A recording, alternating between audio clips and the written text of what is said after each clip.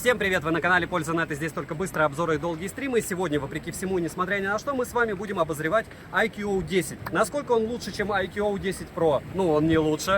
Чем он отличается от Vivo X80 или X80 Pro? Даже по камерам можете посмотреть, поэтому смысл об этом рассказывать ноль. Но в то же время эта штука выбивает 1 000 000 баллов в Antutu. У этой штуки прямые грани, очень легко играть в него. Он классно выглядит, он минус в том, что ничем практически не отличается внешне, чем IQOO 9. Такая же расцветка, тоже а-ля коллаба с BMW, но плюсов у него море, к минусам, к сожалению, тоже. К минусам я отнесу такую штуку, что он, к сожалению, с родовскими микрофонами дружит. Но программа, которая DJI позволяет работать как раз с родовскими микрофонами, с петличками, почему-то именно на этом устройстве включается с автоматическими пресетами. И я вставлю обязательно пример с отличным микрофоном. Но сейчас вы видите, как он снимает в 4К 60 fps. Сейчас вы слышите, как на берегу моря довольно спокойного он имеет возможность записывать звуки, микрофоны. В целом вы узнаете все о нем в ролике. Смотрим. И сегодня, вопреки всему, несмотря ни на что, мы сегодня будем обозревать IQOO 10. Насколько хорош этот смартфон. Vivo IQOO 10 Pro уже был у меня на канале. И что я могу сказать? Vivo IQOO 10 Pro был прям прелестью. За исключением определенных моментов. Но о них мы поговорим потом. Сегодня мы видим, что это дело по коробке выглядит точно так же. Такое же белое чудо, как в принципе и 9 Pro. И гладенько все. Защитная пленка на борту, здесь нет никаких водопадов. Type-C-шник по центру, никаких мини-джеков нет, но есть, как я вижу, инфракрасный порт. Из интересного сразу, к сожалению, здесь я не наблюдаю направленного микрофона. Это раз. Два. Ну, 2, все, в принципе, здесь понятно. V1+, это сопроцессор для того, чтобы великолепным образом обрабатывать фотографии. Смотрим, что у нас еще по комплекту. После этого проверим стандартно размер. И, ароматы Китая. Китайский довольно неплохой чехол. Хорошо, что прозрачный. Вся прелесть смартфона никуда не исчезнет. 120-ваттная зарядочка. И кабель Type-C, который не стоит терять, потому что только с ними супербыстрая зарядка будет работать. Что у нас по весу? Эта штука весит 207 граммов, как iPhone 13 Pro, к слову. Чем отличается от прошки, я расскажу. Защитная пленка на борту, 164 мм высота, ширина 77, толщина с блоком камер 10 мм ровно, без блока 8,5 мм. Тоненький, узенький, но не маленький все равно. Несмотря на то, что вроде бы он должен был быть легким, но 208 граммов это уже увесистая штука. Камера неплохо утоплена, лежит, почти не качается.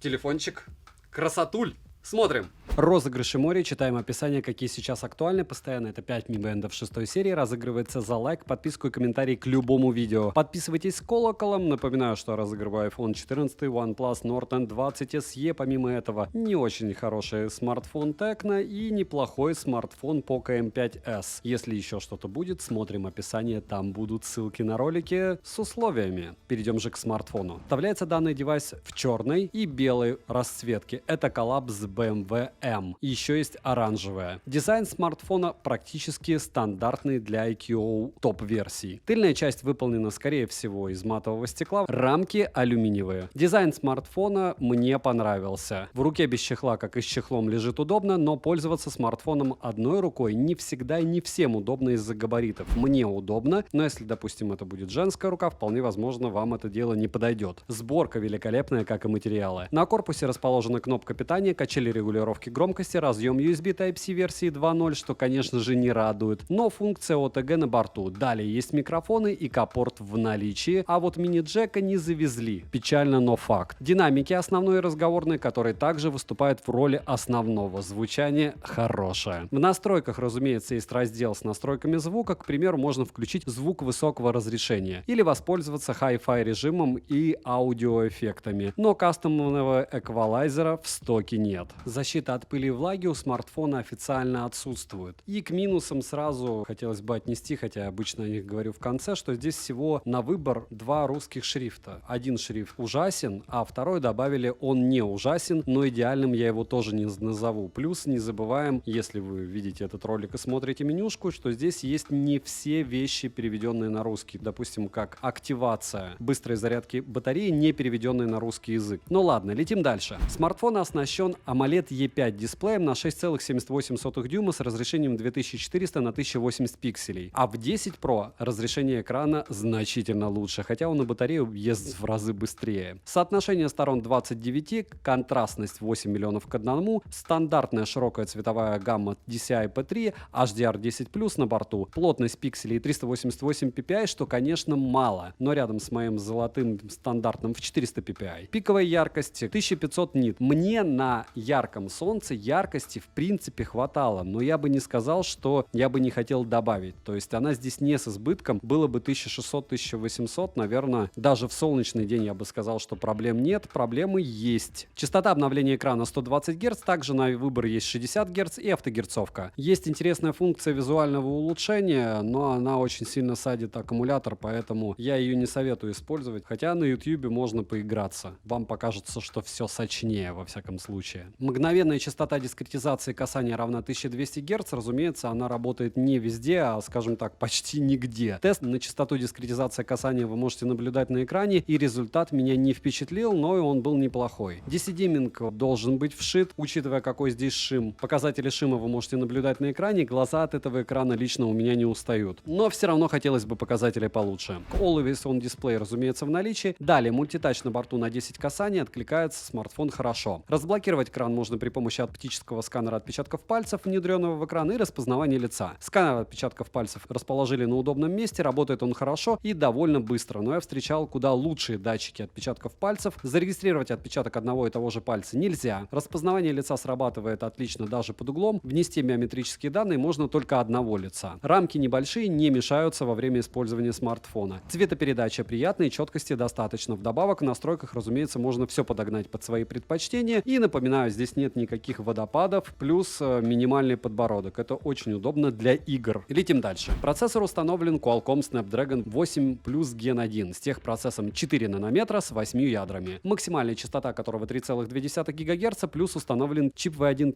Напоминаю, что чип V1+ необходим нам для того, чтобы было лучше видео и фото, которые, к примеру, вы увидите на YouTube, но опять же помним, что Tube, по моим подсчетам, сжимает видео в раз так 80. Если с яблока, если с Android, примерно в 60. Графический процессор Adreno 730, интерфейс Origin OS Ocean 12 на базе Android 12, оперативная память последняя LPDDR5 и доступна на выбор 8 или 12 гигабайт. Виртуальное расширение ОЗУ есть, и на работу смартфона расширение это никак не влияет, во всяком случае я улучшений не заметил, да и не должен. Вы же понимаете, что скорость оперативной памяти и внутренней ОЗУ и ПЗУ разные, вот эти все махинации из разряда «я увеличил, у меня дополнительно плюс 5 гигабайт». Нет, это не так работает. Внутренняя память UFS 3.1 на выбор 128, 256 и 512 гигабайт. Имеется поддержка Wi-Fi 6 версии, поддержка 5G сетей. Для 4G Band 7 и 20 на Али отсутствует, но я наткнулся на информацию о том, что Band 7 есть, а вот 20 точно нет. Звучание во время разговора приемлемое, проблем с датчиков приближения и микрофоном у меня не было. Запись разговора на борту и без уведомления о начале записи собеседника. Вибромоторчик не топ, но и не совсем мрачный. Настроить силу вибрации можно, как и тактильный отклик. Bluetooth версии 5.3 последний. NFC смартфон поддерживает, на данный момент можно установить MirPay и спокойно оплачивать покупки. Из навигации на борту от GPS, GLONASS, Galileo, BDS и QZSS. GPS-тест в городских условиях показывает точность до 3 метров, что для данного процессора максимально стандартно. Из стандартных датчиков на борту акселерометр, гироскоп, датчик приближения и компас. Емкость аккумулятора 4700 мАч. В PC-марке выдал хорошие 9 часов 28 минут, и осталось еще 20%. Тест я проводил при 120 Гц на максимальной яркости. VOOC 3.0 Performance смартфон выдал 12 тысяч. Смартфон поддерживает быструю зарядку на 120 Вт, беспроводной зарядки нет. Первый раз смартфон с 0 до 10% зарядился за 5 минут, с 0 до 57 за 20, с 0 до 100 за 32 минуты. Но я хочу отметить, тогда я не включал эту суперзарядку, которая его, по идее, убивает. Так вот, если вы активируете эту зарядку, за 3 минуты вы получаете 20% заряда, а дальше уже барабанная дробь за 18 получаете 100% с нуля. За 1 час просмотра видео на YouTube на 100% яркости части, у меня улетает вообще по каким-то неясным мне причинам всего 9% заряда. В играх в среднем 18-20 это на максимальной яркости. Либо это какая-то супер энергоэффективность у IQO, либо что-то я не понял, но он реально крут. Вы же понимаете, что если он выбивает в PC-марке почти 10 часов и еще остается 20% заряда, энергоэффективность всего этого устройства в сумме, учитывая оболочку, просто космос. Играть, разумеется, кайфово, ничего плохого не могу сказать. Прямые грани, топовый процессор, топовая оперативка, суперский экран, мне все понравилось.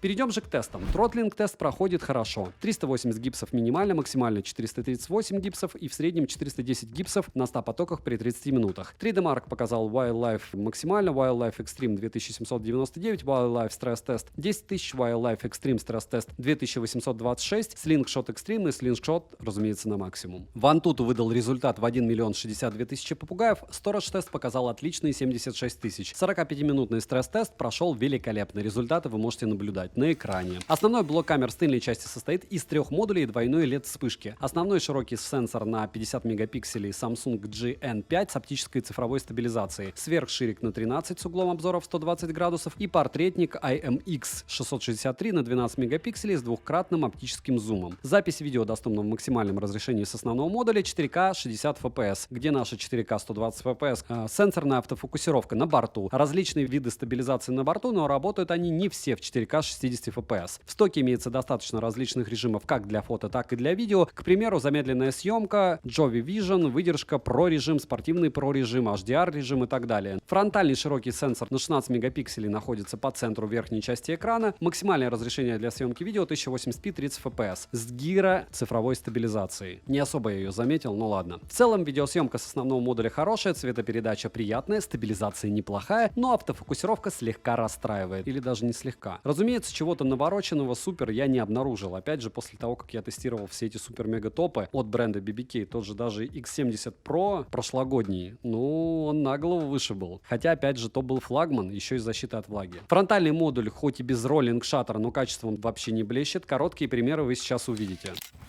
4К 60 FPS, съемка, ветер довольно сильный. И вот так будет IQO 10 снимать то, что вы захотите в солнечную погоду против солнца с одной руки. И я скажу, что ну, стаб мне нравится. Если картинка на компьютере хотя бы в половину того, что я вижу сейчас на экране, все будет просто великолепно. Давайте проверим, как у нас с автофокусом дела. Я, скорее всего, сейчас на солнце это вряд ли увижу, но, а может быть, и увижу. Вообще великолепно. Великолепно. Это 4К 60 FPS, друзья. IQO 10 и роллинг-шаттера видимого, даже невидимого, мне кажется, вообще никакого нет. Он великолепен. IQO 10, съемка из машины, может быть, кому-то и будет полезно. Вот так, если грязное стекло, будет все это дело снимать. Автофокус отрабатывает. Даже потом, видите, с одной руки. Пример съемки IQO 10. Поездка. И вот самое интересное это здесь. Озера. Грязные окна, поэтому не фонтан. С одной стороны, с другой стороны справляется. 4К 60 FPS, IQO 10, и по ощущениям он снимает примерно так же, как у IQO 10 Pro. Я понимаю, что с точки зрения железа он, конечно, какими-то местами проигрывает, но в то же время съемка плюс-минус очень похожа у всего бренда BBK, включая Vivo. OnePlus, правда, чуть-чуть отстает, но вот сейчас я вижу фризы. Если вы эти фризы не видите, это хорошо. Если брать иксы против солнца, опять же, то все плавненько, и мы имеем X10, которое вы никуда не сможете деть. Буду, наверное, таскать с собой этот штатив для того, чтобы более-менее картинка была интересней. И смотрим по автофокусу, что пересвет, конечно, со светом тоже у него не все. Гуд, раз, два. Это 4К 60 FPS. При том, что здесь можно усиление голоса включить. Я его только врубил. Вот теперь можете оценивать. Фронталка 1080p 30 fps, в отличие от Motorola X30 Pro, здесь никакого роллинг-шаттера нет, ничего не тормозит. Я напоминаю, что недавно тестировал на протяжении уже 3 недель X30 Pro, все надеялся, что он перестанет лагать, но у него реально даже фотография безумно долго грузится, то есть у тебя нет возможности ни снимать нормально, ни снимать фото, ни снимать видео. Здесь же, ну да, вот это вот неприятная вещь, а все остальное в принципе неплохо. Хотя опять же у Motorola есть 4К. Но вот 4К с роллинг-шаттером его, искажениями и тормозами, ну и зачем оно надо? Лучше будет 1080p, как здесь.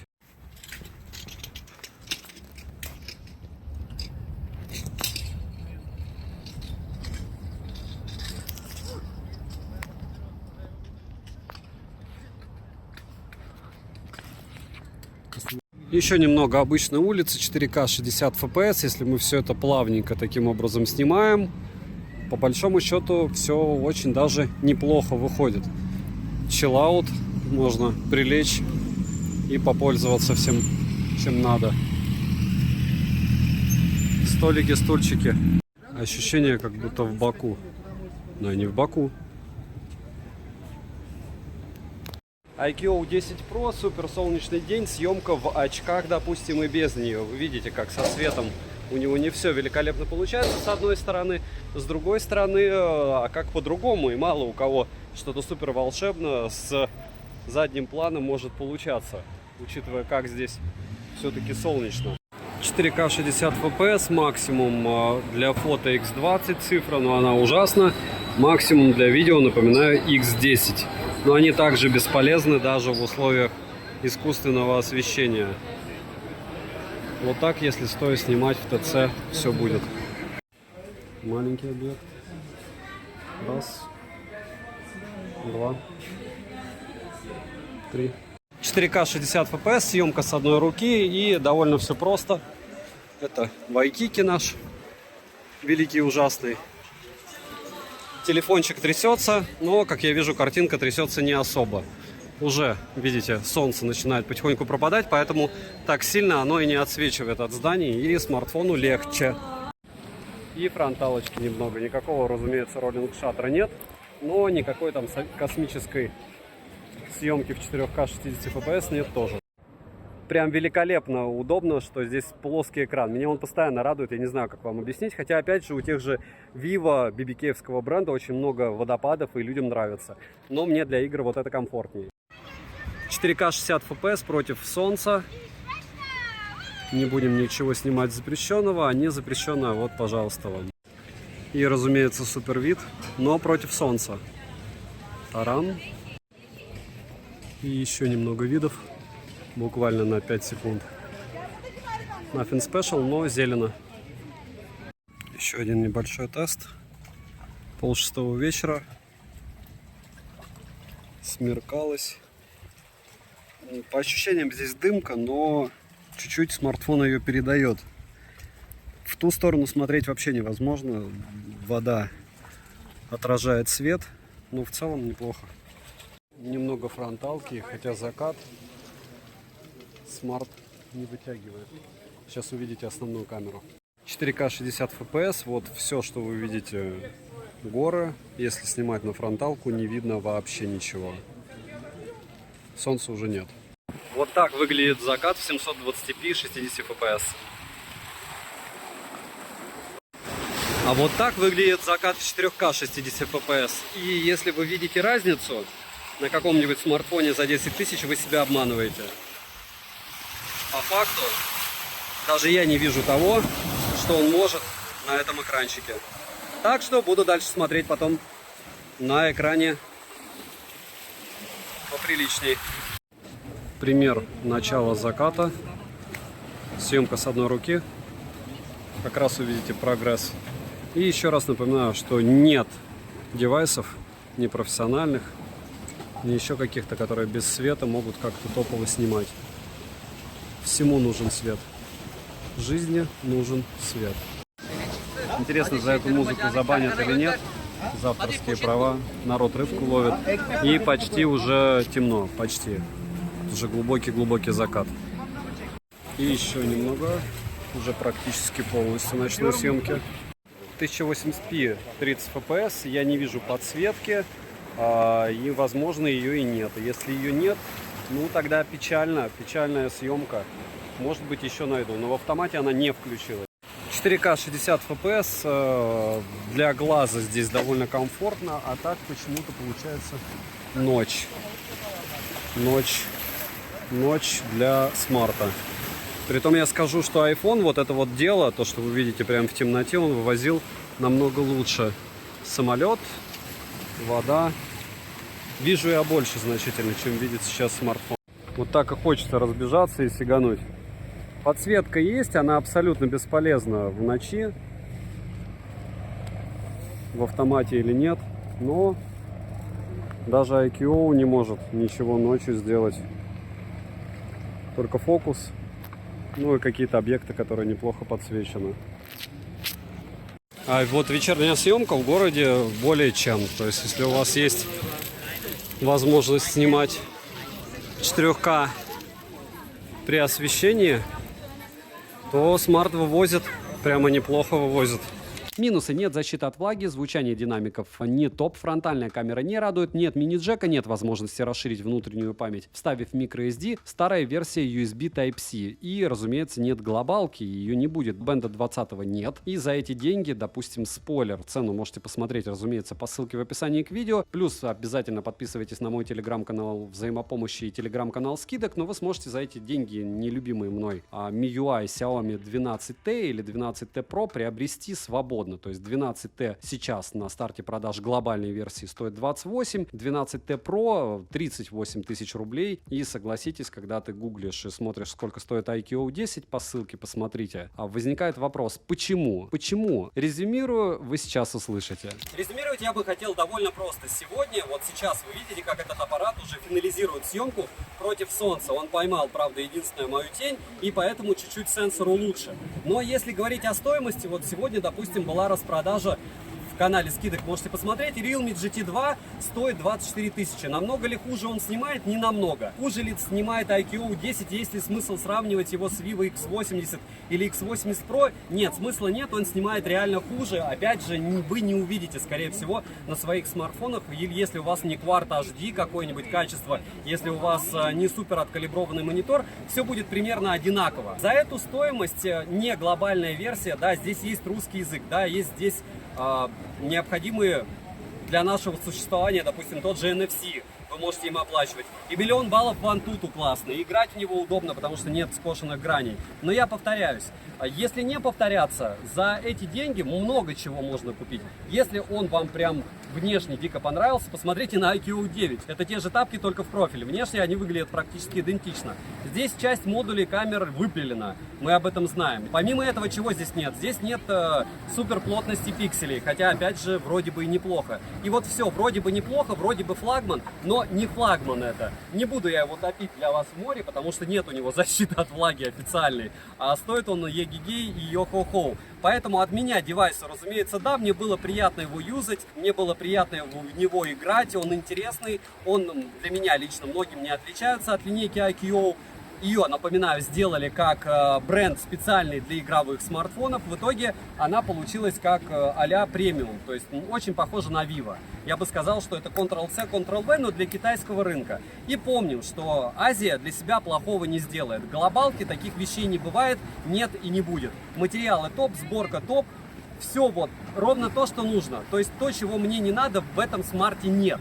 Но, возможно, то, что вам конкретно будет нужно, ну, единственное, да, мне нужно 4К 120 FPS, в котором 99,9% населения, допустим, того же Китая не надо, а в России, наверное, 99,999 и там до бесконечности, может быть, 50. Даже люди, которые снимают, опять же, мне говорят, у тебя есть Sony FX3, зачем тебе снимать на смартфон? Ну, мне удобнее, но я снимаю на iPhone, я пока не перешел на BBK-евские аппараты. Почему? Потому что у iPhone лучше баланс белого, и у него лучше автофокус и плавнее переход. Вот сейчас вы видите закат, вечернюю ночную съемку вы видели. Пишем в комментах, чтобы вы еще хотели увидеть на обзоры. Много очень аппаратов на руках. Девайсу от меня, да, но для покупки нет. Добра и удачи вам, дорогие друзья.